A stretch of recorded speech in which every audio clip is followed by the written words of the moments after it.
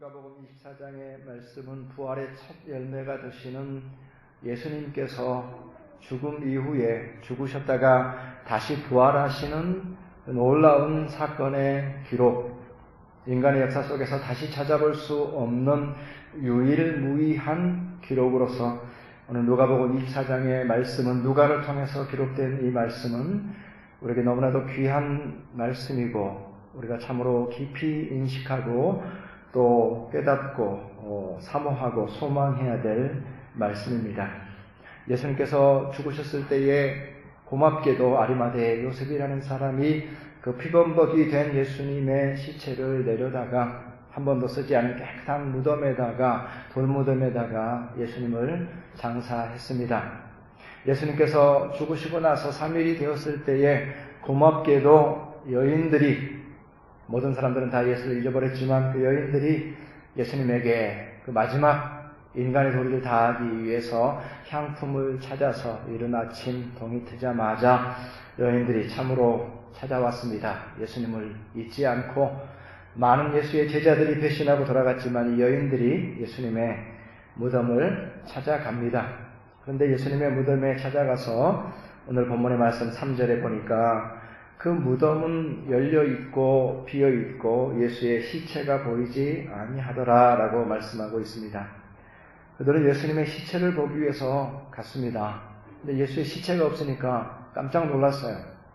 이건 있을 수 없는 일이고, 인간의 운명에 있어서 예수의 시체, 죽음이라고 하는 것은 바로 모든 인간에게 주어진 인간의 모습이요, 운명으로서 우리 모두가 받아들여야 되는 것이고, 또한 그 죽음 앞에서 결국 인간은 모든 것이 무릎을 꿇게 되고, 또한 모든 인간은 죽음 앞에 패배할 수밖에 없습니다. 그래서 예수님의 시체를 찾아 나선 이 여인들, 죽음으로 끝나는 인생을 찾아간 것입니다. 죽음 앞에 패배하는 인생을 찾아간 것입니다. 그래서 시체를 찾아갔는데 시체가 보이지 않았습니다. 바로 그것이 죽음 앞에 인간의 운명이었고, 또 이 죽음 앞에서 느낄 수 있는 감정은 다른 감정은 없습니다.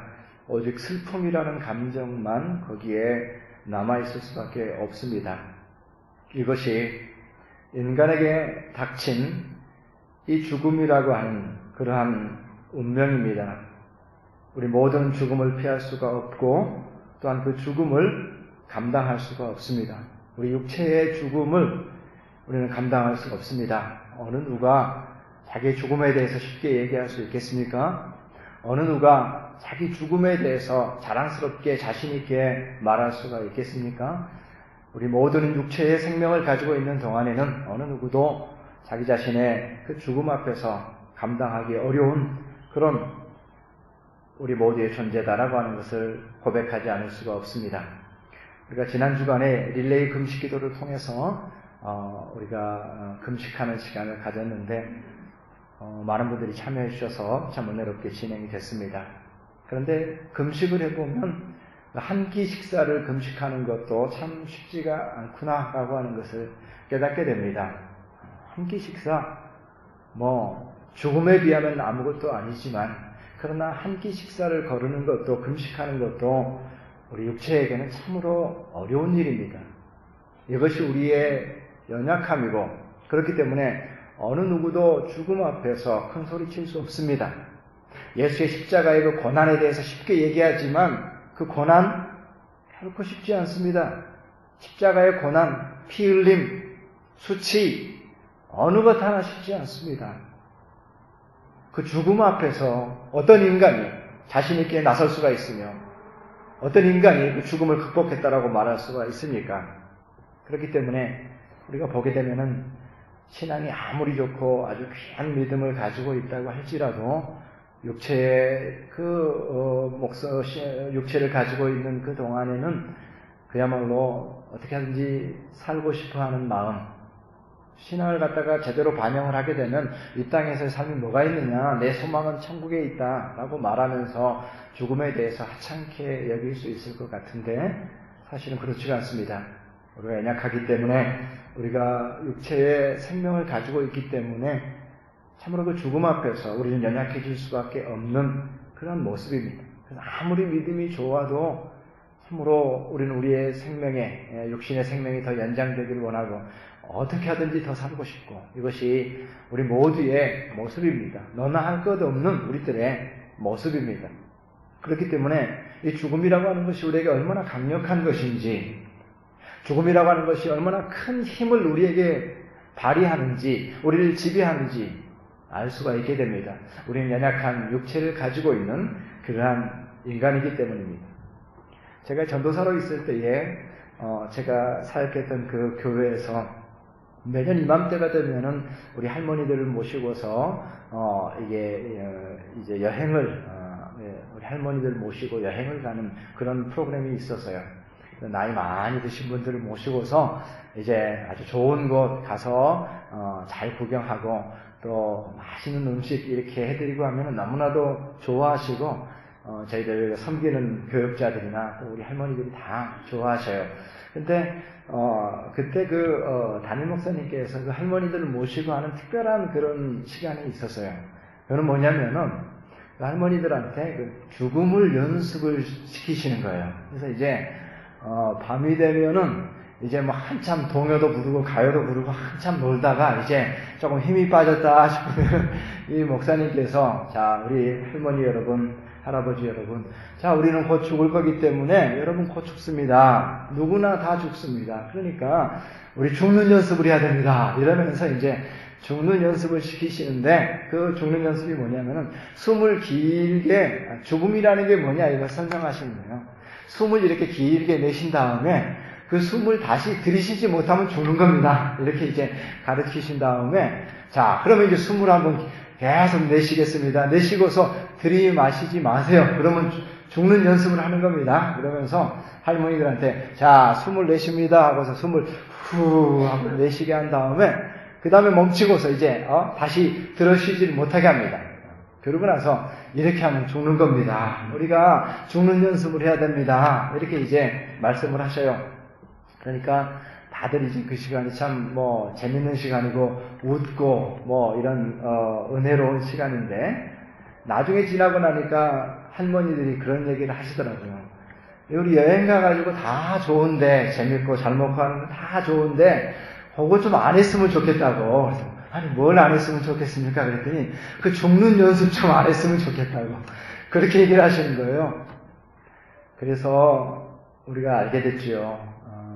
그렇구나, 나이가 드셔서 죽음이 가깝고 또 이제 가실 날이 가깝고 하지만 어느 누구라 할지라도 인간의 죽음 앞에서, 육체의 죽음 앞에서 그것을 반기거나 흔쾌히 죽음을 맞이하는 사람은 없다. 그것이 육체를 가지고 있는 우리 연약한 인간의 모습이다 라고 하는 것입니다.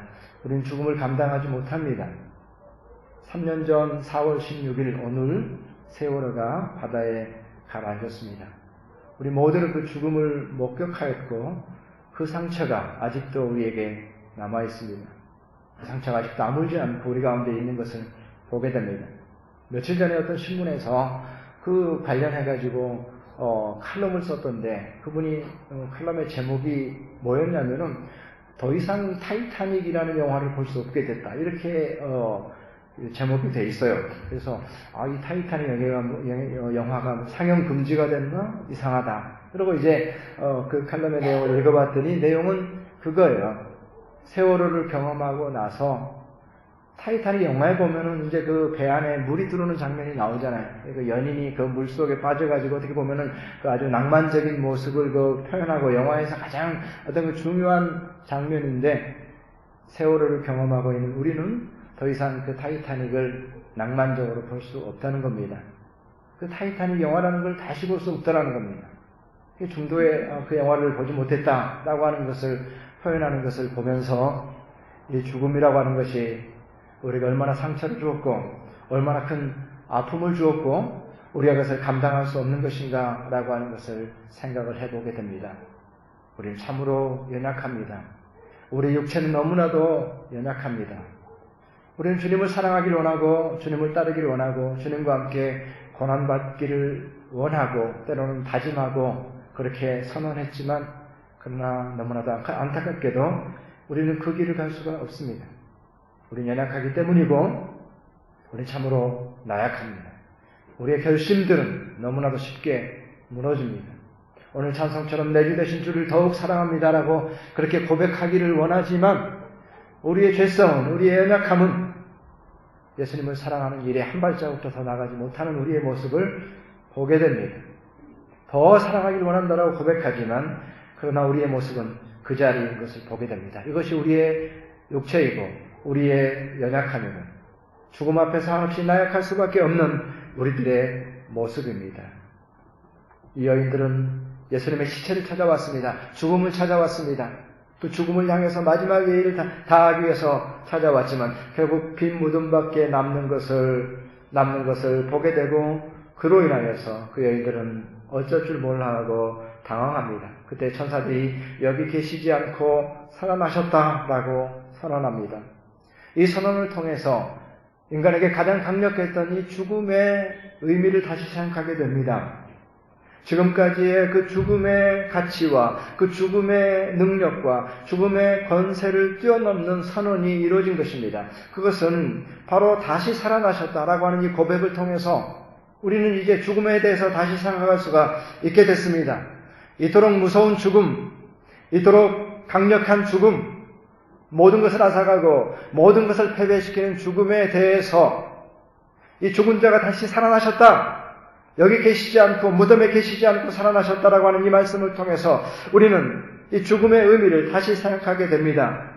이 부활의 선언 앞에서 인간의 죽음은 이제는 전혀 다른 새로운 의미를 갖게 되는 것입니다.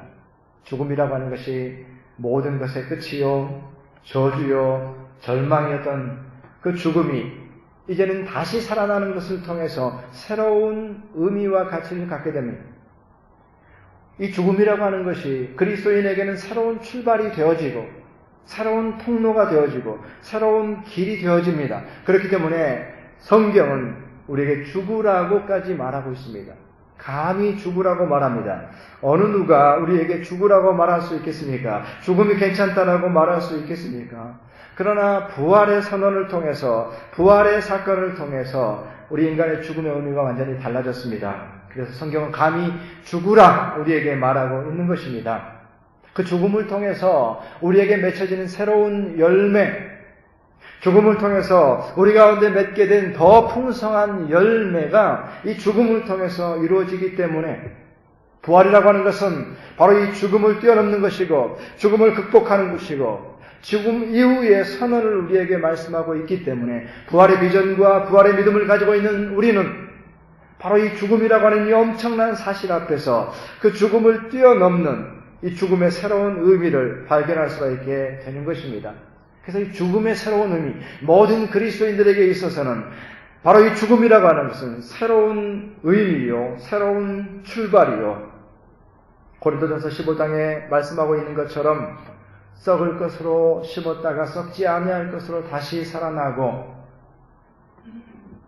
욕된 것으로 심었지만 영광된 것으로 다시 살아나고 약한 것으로 심었지만 강한 것으로 다시 살아나고 육신의 몸으로 심었지만 신령한 몸으로 다시 살아난다라고 하는 이 말씀, 심었다라고 하는 것은 죽음을 의미하는 것이거든요.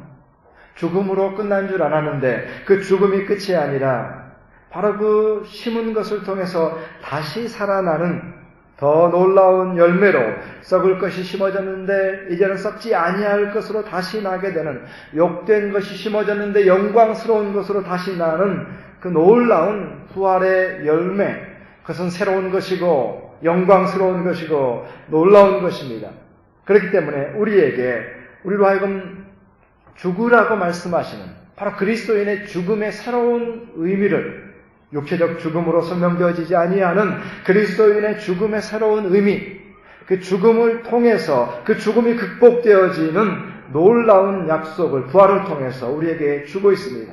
바로 이 예수께서 다시 살아나셨느니라라고 하는 이 고백을 통해서 시체를 찾아서 예수님께 나왔던 이 여인들은 죽음의 전혀 새로운 의미와 직면하게 됩니다. 바로 성경에서 죽으라고 말씀하시는 그것, 죽어야만 우리가 정말로 새로워질 수가 있고 죽어야만 진정으로 변화될 수가 있는 우리 자신의 모습, 우리가 끊임없이 변화되기를 원합니다. 그런데 변화가 되지 않습니다. 한 가지 가능성은 내가 죽는 것입니다. 바로 이 진리를 우리에게 깨우쳐 주셨습니다. 내가 심겨지는 것입니다. 내가 죽어서 하나님의 미랄과 같이 되는 것입니다. 내가 사랑하기를 원합니다. 주님 말씀처럼 사랑하기를 원합니다. 그러나 사랑할 수가 없습니다. 그런데 내가 죽으면 사랑할 수가 있게 됩니다. 이제 죽음의 새로운 의미가 열리는 것입니다. 죽음은 모든 것의 끝이었습니다. 죽음은 모든 것의 절망이었습니다. 그러나 부활의 선언으로 인해서 모든 것들은 새로운 의미를 갖게 되는데 우리 가운데 있는 이 모든 것, 죽음까지도 전혀 새로운 의미를 갖게 된다는 것이죠. 예수 그리스도의 죽음은 확인된 것이고 예수 그리스도의 죽음은 분명한 것이었습니다. 그럼에도 불구하고 다시 살아나셨느니라 라고 하는 이 고백을 통해서 예수의 죽음은 전혀 다른 새로운 의미를 갖게 되어지고 이제 예수 그리스도를 통해서 그를 믿는 모두에게 동일한 은혜, 동일한 소망, 죽음에 대한 전혀 다른 새로운 의미를 우리에게 부여하고 있습니다.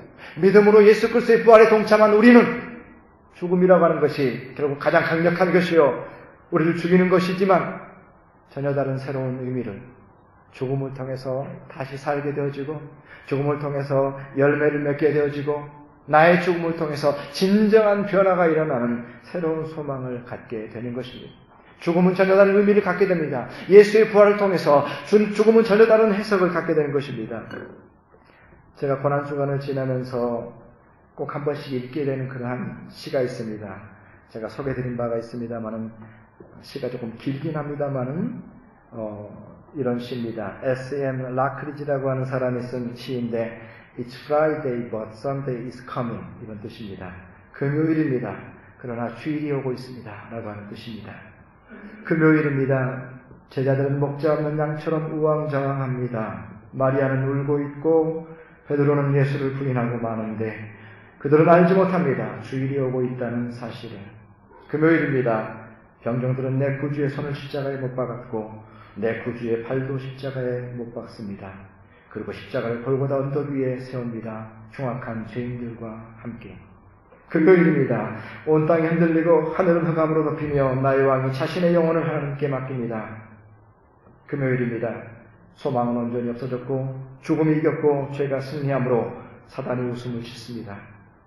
금요일입니다. 예수님은 묻혔고 로마 군사는 보초를 서고 있고 돌은 무덤 입구를 막았습니다. 지금은 금요일입니다. 그러나 단지 금요일일 뿐 부활의 주일은 다가오고 있습니다. 이것이 고난주간마다 있게 되는 시입니다. 지금은 금요일입니다. 금요일이라고 하는 것은 죽음이 압도하는 시간입니다. 죽음이 가득 차 있는 시간입니다. 그것으로 인해서 죽음의 온갖 열매들이 거기에 가득 차 있기 때문에 죽음의 부차적인 열매들이 얼마나 많습니까? 그렇기 때문에 금요일은 혼란스럽습니다. 예수님께서 죽으시는 그 금요일은 죽음의 열매들로 가득 차 있습니다. 그래서 배신이라는 단어가 나옵니다. 울음이라는 단어가 나옵니다. 사탄의 웃음이라는 단어가 나옵니다. 흑암이라는 단어가 나옵니다. 무덤이라는 단어가 나옵니다. 이것은 모든 죽음의 부차적인 열매들입니다. 그것으로 금요일이 가득 찹니다. 온 세상이 혼돈하고 온 세상이 어둠이고 죽음이라고 하는 것은 그토록 강력했습니다. 모든 것을 망가뜨렸습니다. 모든 인간관계를 깨뜨렸습니다. 인간의 역사들을 망가뜨려 놓습니다. 바로 그것이 금요일의 역사였습니다. 그러나 부활의 주일이 오고 있다라고 하는 사실을 우리가 바라보게 될 때에 그 관점으로 모든 것을 바라보게 되니까 이 모든 혼란과 이 모든 어려움은 그저 새벽 해 뜨기 전에 어둠이었을 뿐이라는 사실을 알게 됩니다. 아무리 어두워도 새벽에 해가 뜨고 나면 그 어둠은 아무것도 아니었습니다. 죽음이 아무리 강력하게 보인다고 할지라도 그 예수 그리스도의 죽음 앞에서 모든 것들이 흔들리고 흑암으로 덮이고 사단이 웃는다고 할지라도 부활의 놀라운 사건 앞에서 그것은 아무것도 아니었습니다. 그것이 절망인 줄 알았고 어둠인 줄 알았고 모든 것을 잃어버린 줄 알았는데 아무것도 아니었습니다. 부활의 소식 앞에서 그것은 아무것도 아니었습니다. 바로 이것이 부활의 의미입니다. 우리가 살아가면서 우리의 삶 속에서 이해할 수 없는 일들이 많이 일어나게 됩니다. 한없이 억울한 일들도 많습니다. 내가 도저히 이해할 수 없고 받아들일 수 없는 사건들도 그 불행들도 우리 가운데 일어납니다. 이 모든 불행의 우두머리는 무엇입니까? 죽음입니다. 그러나 부활의 소망 안에서, 부활의 신앙 안에서 비록 그 모든 불행과 모든 죽음이 우리 가운데 온다고 할지라도 부활의 신앙과 소망 안에서는 그 모든 것들은 아무것도 아닙니다. 마치 새벽에 해가 뜨고 나면 그 어두움은 잠깐 온전히 사라지고 마는 것처럼, 흔적도 없이 사라지고 마는 것처럼 죽음의 의미가 새로워집니다. 고난의 의미가 새로워집니다. 예수 그리스도의 부활 앞에서 모든 것의 의미가 새로워지는 것입니다. 바로 그것이 진정으로 부활을 바라본 자의 고백이었습니다. 지금의 고난이 장차올 영광과 좋게 비교할 수 없도다라고 말했던 그것은 고난의 한가운데서 외치는 소리였습니다. 그냥 장난으로 하는 말이 아니었습니다. 지금 고난당하고 있는 그가 고백하고 있습니다. 지금의 고난은 장차올 영광과 결코 비교할 수 없다. 그러한 믿음을 가지고 그 고난을 이겨냈습니다. 이것이 부활의 신앙을 가진 신자의 영광이요, 신자의 능력인 것입니다. 오늘 이 여인들은 예수님의 빈 무덤을 보면서 예수님의 시체를 찾아왔지만 천사들이 바로 예수 그리스도의 다시 살아나심을 증언하게 되고 오히려 이 여인들을 책망합니다. 너희들은 뭐하고 있느냐? 예수님이 살아나셨다. 누구를 찾고 있느냐? 시체를 찾느냐? 예수님이 부활한다고 말씀하시지 않으셨느냐? 라고 그 여인들을 책망하게 됩니다. 우리가 읽었던 본문의 말씀 중에서 24장 5절과 6절의 말씀을 한번 다 같이 읽기를 원합니다. 24장 5절 말씀, 6절 말씀 다 같이 함께 읽겠습니다. 시작. 여자들이 두려워 얼굴을 땅에 대니 두 사람이 이르되 어찌하여 살아있는 자를 죽은 자 가운데서 찾느냐? 여기 계시지 않고 살아나셨느니라. 갈릴리에 계실 때에 너희에게 어떻게 말씀하셨는지를 기억하라. 아멘. 오늘 말씀 가운데 우리가 특별히 초점을 맞춰서 보기를 원하는 말씀은 살아있는 자를 죽은 자 가운데서 찾느냐라고 하는 이 말씀입니다. 무덤에 찾아왔을 때에 바로 죽은 자 가운데서 시체를 찾지 말고 산자를 죽은 자 가운데서 찾느냐. 다시 말해서 바로 이 여인들에게 요구하고 있는 것은 산자를 찾으라 이겁니다. 시체를 찾지 말고 산자를 찾으라. 그리고 산자를 바라보라. 부활의 예수를 바라보라는 뜻이거든요. 우리가 예수를 여러 가지 방면에서 여러 가지 이유로 예수를 바라볼 수가 있습니다. 여러 가지로 예수님께 설명하시고 여러 가지 교훈이 있기 때문에 여러 가지로 예수님을 바라볼 수가 있습니다. 그러나 오늘 말씀에서 분명하게 얘기하고 있는 것은 산자를 찾으라. 산자를 바라보라. 부활하여 다시 사신 예수 그리스도를 바라보라. 그렇게 말씀하고 있습니다. 예수께서는 우리에게 때로는 따뜻한 휴머니스트가 되기도 하시고 예수 그리스도는 때로는 우리에게 지혜로운 스승이 되시기도 하시고 예수 그리스도는 우리에게 유능한 지도자가 되시기도 하시고 우리에게 우리의 마음을 만져주시는 그 마음의 치유자가 되시기도 하십니다. 우리 여러 가지 삶의 모습에서 예수 그리스도 우리가 기다리고 예수 그리스도를 바라봅니다. 그런데 오늘 말씀에서 예수를 바라볼 때 누구를 바라볼 것이냐? 그들도 예수를 사랑했습니다. 그들도 예수를 알았습니다. 예수를 따랐습니다. 나름대로 예수에 대한 사랑을 가지고 있습니다. 그러나 천사들이 얘기합니다. 아니다. 거기에서 머무를 것이 아니라 산자를 찾으라. 다시 말해서 부활의 예수를 바라보라 라고 하는 것을 얘기하고 있습니다. 우리가 예수를 따르고 예수를 믿고 할 때에 어떤 예수를 따를 것인가? 나름대로 내가 좋아하는 예수가 있을 것입니다. 따뜻한 어떤 소통자의 모습, 휴머니스트의 모습, 지혜로운 자의 모습, 유머스러운 어떤 그 소통자의 모습, 이러한 모습들이 우리 가운데 예수님을 통해서 우리 가운데 보일 것입니다. 그럼에도 불구하고 오늘 말씀은 부활하여 다시 사신 자를 찾으라고 말씀하시는 것을 통해서 우리는 이 모든 것들을 뛰어넘어서 부활의 예수를 찾아야 되고 부활의 예수를 바라보아야만 된다라고 하는 것이 우리의 신앙의 정체성인 것을 오늘 말씀을 통해서 얘기해 주고 있습니다. 우리 신자의 바라보는 믿음은 바로 부활의 예수를 찾고 부활의 예수를 바라보는 그러한 믿음입니다. 그래서 부활의 예수를 바라볼 때에 그 죽음이 비록 우리 가운데 강력하다 할지라도 부활의 예수를 바라봄으로 인해서 사망아 너의 이기는 것이 어디 있느냐, 사망아 너의 쏘는 것이 어디 있느냐라고 하는 고린도전서의 그 말씀과 같이 이제는 부활의 예수를 바라보기 때문에 다른 방법으로는 그렇게 할 수가 없습니다. 다른 방법으로는 어느 누구도 죽음에 큰 소리 칠 수 있는 사람이 어느 누구도 없습니다. 그러나 부활의 예수를 산 자를 바라보는 자는 사망아 너의 이김이 어디 있느냐, 사망아 너의 쏘는 것이 어디 있느냐라고 감히 말할 수 있는 그러한 그리스도인이 되는 것이고 진정한 신자의 정체성을 갖게 되는 것입니다. 죽음을 이기는 자로, 죽음 앞에 담대해진 자로, 결코 두려워하지 아니하고 주저하지 않는 자로 살아갈 수가 있게 되는 것입니다.